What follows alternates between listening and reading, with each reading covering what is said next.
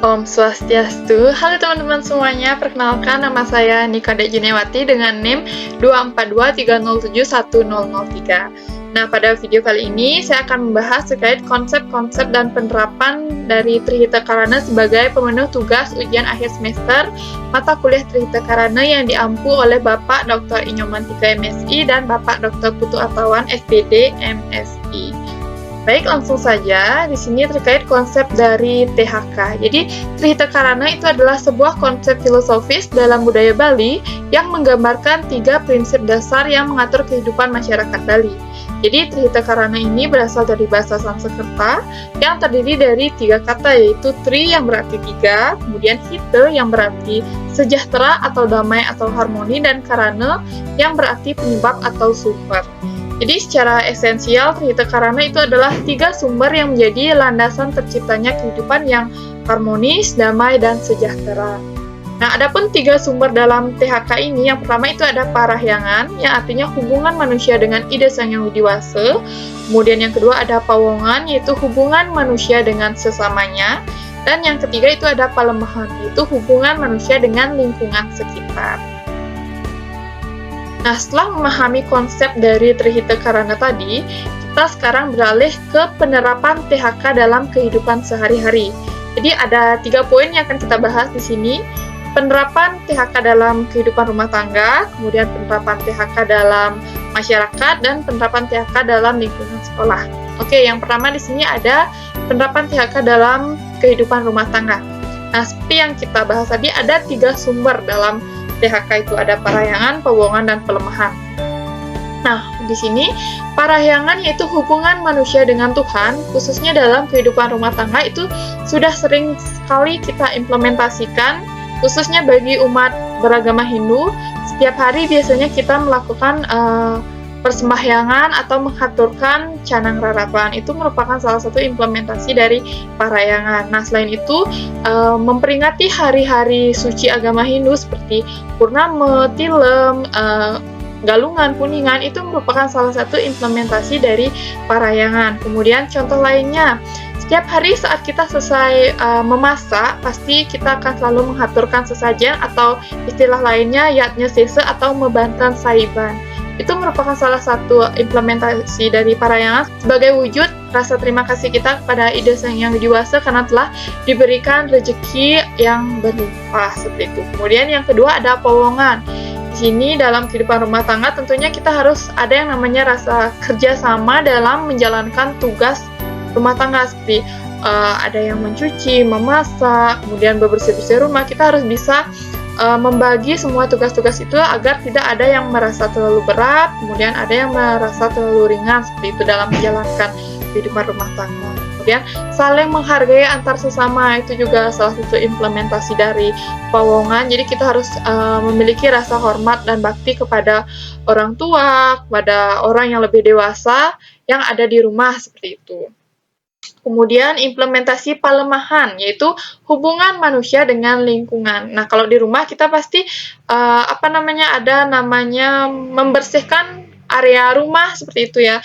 Menjaga kebersihan rumah, menjaga lingkungan sekitar, kemudian menjaga lingkungan agar tetap asri, seperti itu, seperti menyiram tanaman, kemudian memotong rumput liar yang sudah panjang. Itu merupakan salah satu implementasi dari Palemahan sebagai rasa syukur kita terhadap kenyamanan yang telah diberikan oleh alam semesta ini, seperti itu. Nah, itu merupakan implementasi dari THK dalam kehidupan rumah tangga yang sudah khususnya dari pengalaman saya sendiri, seperti itu, yang sudah saya alami saat ini, seperti itu. Nah, selanjutnya ada penerapan THK dalam lingkungan sekolah. Pertama itu ada Parahyangan. Kalau di sekolah, setiap pagi itu ada kegiatan rutin kita, yaitu melaksanakan Trisandya bersama. Jadi setiap pagi sebelum masuk kelas, kita melaksanakan puja Trisandya bersama seluruh warga sekolah ya, baik itu guru, pegawai, atau siswa. Kemudian saat proses pembelajaran juga, sebelum kita memulai dan saat mengakhiri pembelajaran, itu kita melakukan pembiasaan, yaitu berdoa bersama. Jadi di kelas dipimpin oleh ketua kelas, biasanya kita melaksanakan doa, mengucapkan rasa syukur kepada Ida Sang Yang Diwasa karena telah diberikan kesehatan dan bisa melakukan aktivitas dengan baik. Kemudian selain itu di sekolah juga kita memperingati hari-hari suci agama Hindu seperti Purnama, Tilem, Galungan, Kuningan, itu juga kita melaksanakan persembahyangan. Dan yang kedua ada Pawongan, yaitu hubungan manusia dengan sesamanya. Nah, kalau di sekolah tentu ada interaksi antara guru, kemudian siswa, dan pegawai. Jadi, itu merupakan salah satu implementasi dari Pawongan saat kita melaksanakan kerjasama, kemudian bisa saling menghargai, itu merupakan implementasi dari Pawongan. Jadi, interaksi saling menghormati dan menghargai antar sesama di sekolah, seperti itu. Kemudian selanjutnya ada Palemahan, yaitu hubungan manusia dengan lingkungan. Yang pertama bisa dengan menjaga kebersihan lingkungan, kemudian merawat taman sekolah. Nah, kalau di sekolah saya, contohnya itu ada pemilahan sampah antara sampah botol, sampah plastik, dan juga sampah organik. Itu merupakan salah satu program yang sudah kami jalankan di sekolah, dan menurut saya itu merupakan salah satu implementasi dari Palemahan. Karena itu merupakan sebagai cara kita untuk menjaga dan merawat lingkungan yang ada di sekitar. Jadi dengan mengolah sampah-sampah yang ada dan bisa kita gunakan kembali seperti sampah organik, itu kita jadikan pupuk kompos, kemudian untuk sampah botol kita pilah, kita serahkan kepada pengepul, seperti itu. Kemudian di sekolah kami waktu ini juga mengadakan kegiatan outbound, jadi kegiatannya di luar sekolah. Waktu ini kami sempat pergi ke Bedugul, jadi seluruh warga sekolah ke Bedugul untuk melakukan kegiatan pengenalan alam. Jadi di sana kita mengajak siswa untuk mengenal lebih dekat tentang alam seperti itu. Jadi bisa juga dikatakan sebagai untuk refreshing juga, sebagai pengenalan lingkungan dan alam juga. Dan menurut saya itu merupakan salah satu implementasi dari Palemahan dalam konsep THK ini. Nah, selanjutnya itu ada penerapan THK dalam masyarakat. Nah, yang pertama di sini ada parahyangan. Nah, dalam masyarakat, kita biasa mengadakan kegiatan keagamaan bersama, seperti kalau di Hindu itu kan ada namanya Piodalan di Pura Dalam, Piodalan di Pura Desa, itu merupakan salah satu dari implementasi parahyangan. Kemudian, sikap toleransi dalam agama itu juga implementasi dari parahyangan, jadi kita punya rasa toleransi, saling menghargai, saling menghormati antar umat beragama. Kemudian meresik di pura itu juga bisa salah satu implementasi dari parahyangan. Di setiap Purnama Tilem, kita di Banjar biasanya ada yang namanya Tedun Banjar seperti itu, Tedun Banjar dan Tedun Desa. Di sana kita bersih-bersih di pura. Nah, kemudian yang kedua itu ada Pawongan, yaitu hubungan manusia dengan sesama. Nah, kalau kita di masyarakat biasanya ada kegiatan gotong royong, kemudian ada kegiatan pembersihan lingkungan, itu merupakan salah satu implementasi dari Pawongan. Kemudian memiliki rasa empati antar sesama warga, itu juga merupakan implementasi Pawongan. Jadi kita di masyarakat bisa saling menghargai pendapat, kemudian menghargai satu sama lain, seperti itu. Kemudian yang ketiga itu ada Palemahan. Itu hubungan manusia dengan lingkungan. Nah, kalau di masyarakat biasanya kita menjaga kelestarian alam dengan tidak membuang sampah sembarangan. Kemudian bisa juga dengan mengadakan program mendaur ulang limbah, kemudian menanam pohon dan melestarikan sumber daya alam yang ada. Itu merupakan implementasi dari Palemahan. Seperti itu. Nah, selanjutnya terkait tantangan yang ditemui dalam penerapan THK dan solusi untuk mengatasinya. Jadi pelaksanaan filosofi dari Trihita Karana dalam kehidupan sehari-hari itu menghadapi banyak tantangan, baik itu dalam konteks individu maupun dalam konteks masyarakat. Di berikut merupakan beberapa tantangan yang mungkin kita hadapi dalam penerapan THK, serta solusi yang dapat kita berikan. Oke, di sini yang pertama itu ada tantangan dalam hubungan dengan Tuhan atau parahyangan. Jadi, hal yang sering terjadi dalam masyarakat itu terkait kurangnya keterlibatan individu dalam kegiatan keagamaan. Nah, untuk solusi yang dapat diberikan di sini adalah mengintegrasikan kegiatan keagamaan dalam kehidupan sehari-hari. Jadi dengan menjadikan kegiatan spiritual sebagai bagian dari rutinitas harian seperti berdoa sebelum dan sesudah kegiatan itu sangat penting, dan bisa menjadi pembiasaan bagi kita semua. Bisa juga dengan mengadakan kegiatan keagamaan secara rutin di komunitas atau lingkungan tempat tinggal. Jadi, kita juga bisa membuat kegiatan yang sudah terjadwal dari jauh-jauh hari, sehingga lebih mudah untuk mengatur kegiatan satu dengan kegiatan yang lainnya. Nah, contoh yang pernah saya alami, di sini khususnya dalam kelompok STT atau Seke Truna-Truni, di mana setiap ada kegiatan agama atau upacara agama, kita biasanya memerlukan tenaga Dawa Truno untuk ngiring atau untuk mundur seperti itu. Nah, biasanya di sini karena terhalang atau kendala banyak yang kerja di luar kota, kemudian banyak yang sekolah di tempat yang jauh seperti itu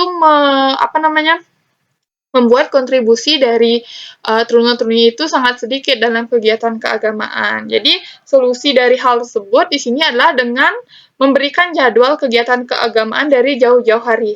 Jadi, setelah diberikan jadwal, mereka bisa menentukan hari-hari libur yang harus mereka ambil, hari cuti yang harus mereka ambil, sehingga ya sedikit tidaknya mereka bisa hadir saat upacara agama seperti itu. Nah, itu yang masih menjadi tantangannya dalam penerapan THK khususnya pada Parahyangan. Kemudian tantangan yang kedua itu adalah dalam hubungan manusia dengan sesamanya atau pawongan. Nah, tantangan yang dihadapi di masyarakat yang paling sering di sini ditemui adalah tentang konflik sosial dan kurangnya rasa empati dalam kehidupan masyarakat. Jadi, masih banyak atau masih sering masyarakat saat ini konflik sosial, baik itu tentang hal-hal pribadi atau tentang perbedaan pendapat, itu masih sering terjadi di masyarakat. Di solusi yang dapat diberikan di sini adalah dengan meningkatkan budaya komunikasi dan empati yang lebih baik lagi, seperti dengan mengadakan kegiatan untuk meningkatkan kesadaran akan pentingnya komunikasi yang baik, kemudian saling mendengarkan pendapat satu sama lain, itu sangat penting sekali. Karena dengan kita bisa menghargai pendapat orang lain, kita juga akan merasa dihargai oleh orang lain seperti itu.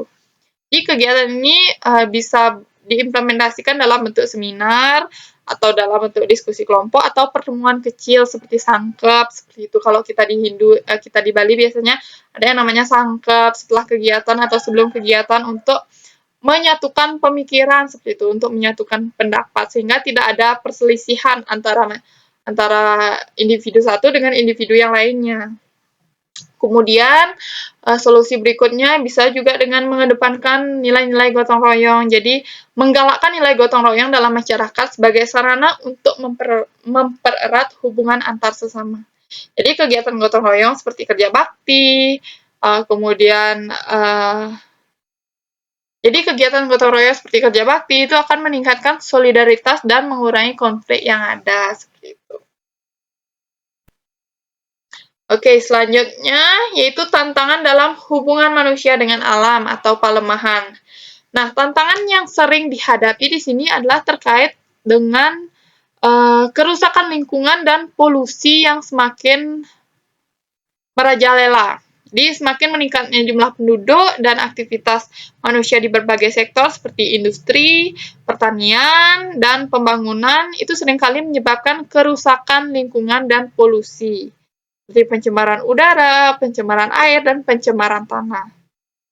Nah, sumber daya alam itu juga sering dimanfaatkan secara berlebihan tanpa memperhatikan keberlanjutannya atau memperhatikan dampak jangka panjangnya seperti itu. Nah, solusi yang dapat diberikan adalah dengan pendidikan lingkungan dan kesadaran ekologis. Nah, kalau kita di masyarakat itu kan harus mengedukasi terlebih dahulu masyarakat tentang apa sih dampaknya, apa sih keuntungannya seperti itu. Jadi dengan menyediakan pendidikan yang mendorong masyarakat untuk lebih peduli terhadap lingkungan seperti mengadakan pelatihan bagaimana cara mengelola sampah, bagaimana cara mendaur ulang sampah, itu sangat penting sebagai langkah awal untuk kita mencegah tantangan-tantangan yang ada sebelumnya seperti itu. Jadi, masyarakat juga bisa diberi informasi tentang dampak negatif dari pencemaran, kemudian cara-cara untuk mengurangi atau menanggulanginya bagaimana, seperti itu. Kemudian solusi lain yang dapat diberikan juga bisa juga dengan penggunaan teknologi ramah lingkungan, kemudian pertanian organik, serta konservasi sumber daya alam. Nah, di sini pemerintah dan komunitas swasta lainnya juga bisa berkolaborasi dalam program penghijauan dan pelestarian lingkungan. Nah, itu mungkin beberapa solusi yang dapat diberikan dalam menghadapi tantangan yang ada mengenai implementasi THK, baik itu pelemahan, atau Powongan dan Parahyangan. Nah, selanjutnya di sini ada riset artikel tentang implementasi THK. Nah, pada artikel yang saya riset di sini berjudul Implementation Model of the Trihita Karana Concept in the Media Promotion of Tourism in Bali, Indonesia. Nah, artikel ini membahas mengenai implementasi konsep THK dalam media promosi pariwisata di Bali. Nah, dalam riset artikel ini ada beberapa hal penting yang saya peroleh. Pertama, di sini adalah kurangnya pemahaman dan implementasi. Jadi, meskipun konsep THK memiliki potensi untuk membangun identitas budaya lokal yang kuat dalam promosi pariwisata, ternyata masih banyak masyarakat yang belum sepenuhnya memahami dan menerapkan konsep ini dalam kehidupan sehari-hari dan dalam desain media promosi khususnya. Hal ini juga menyebabkan media promosi yang ada itu tidak mencerminkan adanya konsep nilai-nilai THK secara optimal, seperti itu. Kemudian yang kedua di sini ada pentingnya media promosi yang berbasis THK. Nah, pada artikel ini ditekankan bahwa media promosi yang mengadopsi nilai-nilai THK itu dapat menarik minat wisatawan dengan menonjolkan identitas budaya Bali yang unik, seperti itu. Jadi tanpa identitas budaya yang khas, citra pariwisata yang dipromosikan itu akan menjadi agak kurang menarik dan tidak memiliki keunikannya. Jadi penting untuk penerapan promosi berbasis THK ini. Kemudian yang ketiga terkait dengan metode penelitian.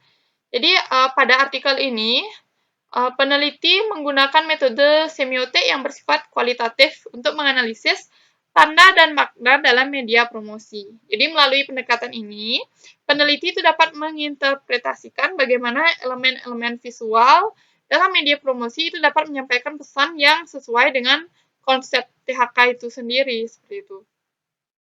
Kemudian yang keempat atau yang terakhir di sini terkait rekomendasi dari desain media promosi. Di artikel ini memberikan tips bagaimana merancang media promosi pariwisata yang sesuai dengan konsep THK. Jadi termasuk dengan penggunaan elemen visualnya seperti ilustrasi, teks, kemudian warna, dan tipografi yang mencerminkan harmoni alam dan budaya Bali. Jadi hal ini juga diharapkan dapat menciptakan media promosi yang tidak hanya menarik, tapi juga mencerminkan nilai-nilai lokal Bali. Nah, biasanya kalau pariwisata yang ada di Bali itu kan identik dengan pura-pura, view-view pura yang ada di Bali. Seperti kalau di Bedugul identiknya itu kan pura yang ada di tengah danau itu identiknya. Kalau udah melihat itu, wisatawan itu pasti langsung mikir, oh ini di Bali, itu. Nah, selain itu, keindahan alam juga menjadi ciri khas Bali seperti pantainya, seperti itu. Kemudian dari budayanya, kalau Bali itu kan identik dengan tariannya, dengan riasannya, dengan bagaimana pakaian budaya Bali itu sangat identik dan unik. Jadi itu bisa menjadi salah satu ciri khas dari promosi berbasis THK, seperti itu. Nah, selanjutnya, pada era modernisasi teknologi, bagaimana penerapan Trihita Karana dapat membantu menciptakan keseimbangan antara pembangunan dan pelestarian lingkungan. Jadi, pada era modernisasi teknologi, penerapan filosofi THK itu dapat sangat membantu menciptakan keseimbangan antara pembangunan dan pelestarian lingkungan karena prinsip dasar Trihita Karana itu sendiri, yaitu ada Parahyangan, Powongan, dan pelemahan. Nah, berikut merupakan penerapan dari Trihita Karana dalam konteks teknologi modern dan pembangunan yang berkelanjutan. Yang pertama di sini ada Parahyangan atau hubungan manusia dengan ide sang yang dewasa. Nah, terkait penerapan dengan teknologi modern, saat ini banyak sekali media keagamaan yang berbasis digital. Nah, saya ambil contoh salah satunya adalah dengan adanya kalender Bali. Nah, jadi kalender Bali itu bisa memberi kita informasi terkait hari-hari suci agama Hindu yang akan datang. Jadi sama fungsinya seperti kalender Bali pada umumnya, namun ini bentuknya digital. Nah, itu bisa memberi kita informasi lebih lengkap dan lebih simpel terkait upacara agama yang akan datang seperti itu. Nah, kalender Bali itu juga biasanya mengingatkan kita tentang waktu Trisandya, jadi pagi, siang, dan sore. Selain itu, melalui media sosial lainnya, kita juga sudah gampang ya untuk mendapatkan informasi-informasi keagamaan. Contohnya, kemarin saya mau mencari doa sebelum tidur, doa setelah makan atau sebelum makan, itu bisa kita search atau bisa kita cari melalui media sosial seperti Instagram, TikTok, kemudian Google, itu juga sangat membantu sekali. Kemudian yang kedua di sini ada Pawongan. Jadi penerapan teknologi pada Pawongan di sini bisa dengan adanya kolaborasi sosial. Jadi teknologi modern itu memberikan peluang untuk menciptakan kolaborasi yang lebih luas antar individu, komunitas, atau sektor publik atau swasta lainnya. Nah, dalam konteks Pawongan, teknologi itu dapat digunakan untuk memperkuat hubungan antar sesama manusia dengan memfasilitasi komunikasi, pertukaran informasi, dan kolaborasi dalam upaya meningkatkan kesejahteraan bersama seperti itu. Saat ini kan seperti yang kita ketahui, kalau saat ini kan media sosial bisa menjadi platform utama dalam komunikasi seperti itu. Bisa komunikasi jarak jauh atau komunikasi antar satu individu dengan individu lain. Bisa lewat WhatsApp, Instagram, TikTok, atau media sosial lainnya seperti itu. Kemudian yang ketiga itu ada pelemahan. Pelemahan di sini hubungan manusia dengan lingkungan. Yang pertama ada teknologi hijau dan pembangunan berkelanjutan. Jadi pendapat teknologi yang ramah lingkungan atau green technology itu adalah salah satu cara untuk menjaga keseimbangan antar pembangunan dan pelestarian alam. Jadi teknologi seperti energi terbarukan, kendaraan listrik, sistem pengolahan air dan limbah itu akan lebih efisien, dapat membantu mengurai dampak negatif dan pembangunan terhadap alam seperti itu. Kemudian yang kedua itu ada smart cities yang ramah lingkungan. Jadi pembangunan kota pintar yang mengintegrasikan teknologi untuk meningkatkan kualitas hidup warganya seperti pengelolaan transportasi yang efisiensi. Jadi itu juga bisa membantu mengurangi dampak negatif terhadap lingkungan. Jadi mengurangi asap kendaraan seperti itu. Kemudian yang ketiga itu ada pertanian dan sumber daya alam yang berkelanjutan.